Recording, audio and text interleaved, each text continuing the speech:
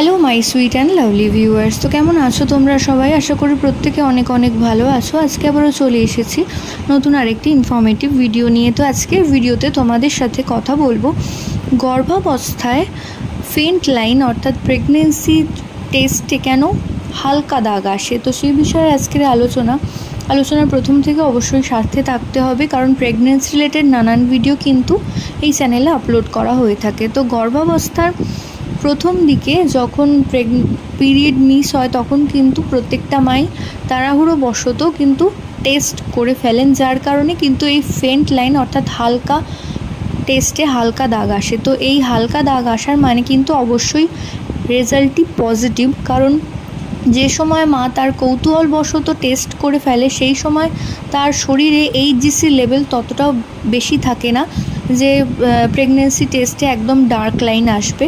তো যারা প্রেগনেন্সি টেস্টে ফেন্ট লাইন বা হালকা লাইন আসছে তারা কিছুদিন অপেক্ষা করে যান, তারপর প্রায় এক সপ্তাহ পর আবার টেস্ট করুন, নিশ্চয়ই আপনাদের রং গাঢ়ই আসবে। কারণ যেহেতু এটা হরমোনের ওপর ডিপেন্ড করে এই প্রেগনেন্সিটা, তো সেই সময় একদম আর্লি প্রেগনেন্সিতে কিন্তু হরমোন অত বেশি শরীরে থাকে না, যার কারণে ফেন্ট লাইন আসে। তো এতে নিরাশ হওয়ার কিছু নেই, আবারও পুনরায় এক সপ্তাহ পর করুন, নিশ্চয়ই গাঢ় দাগ আসবে। তো আশা করছি ভিডিওটা কাজে আসবে। প্রত্যেকে ভালো থাকুন, সুস্থ থাকুন, সাবধানে থাকুন এই কামনা করে ভিডিও এখানেই শেষ করছি। নমস্কার।